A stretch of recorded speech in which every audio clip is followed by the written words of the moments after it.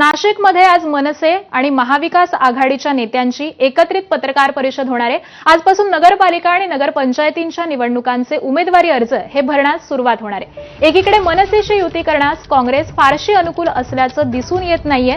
मनसेसोबत गेल्यास बिहार निवडणुकीमध्ये त्याचा फटका बसू शकतो अशी काँग्रेसला भीती आहे। तर प्रस्ताव आल्याशिवाय मनसेशी युती नाही असे संकेत हे खुद्द काँग्रेस प्रदेशाध्यक्षांनी दिलेत। असं असताना मात्र नाशिकमध्ये मनसे आणि महाविकास आघाडीची एकत्रित पत्रकार परिषद ही पार पडतीये।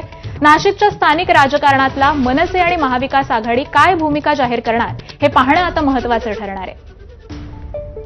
आणि आज संदर्भातले अपडेट आपण जाणून घेऊयात मुकुल कुलकर्णी यांच्याकडून। मुकुल, उत्तर महाराष्ट्र आणि विशेषतः नाशिकमध्ये सध्याची स्थिती काय आहे? कारण यामध्ये युती आणि आघाडी याबरोबरच मनसे हा देखील महत्त्वाचा पक्ष असणार आहे। काय चित्र दिसतंय?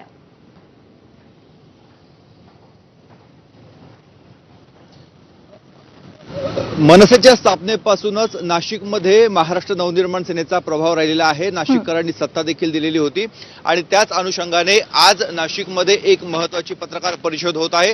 ज्या पत्रकार परिषदेचा निरोप हा महाराष्ट्र नवनिर्माण सेनेच्याच माध्यमातून देण्यात आलेला आहे। यामध्ये काँग्रेससह महाविकास आघाडीचे सर्वच घटक पक्ष हे उपस्थित राहणार आहेत। निश्चितच येणाऱ्या नगर परिषद नगरपंचायत निवडणुकीच्या पार्श्वभूमीवर ही पत्रकार परिषद आहे आणि एक संकेत दिला जातो आहे की महाविकास आघाडीची मोठ ही बांधण्यामध्ये काही प्रमाणामध्ये या संपूर्ण स्थानिक पदाधिकाऱ्यांना यश आलेलं आहे।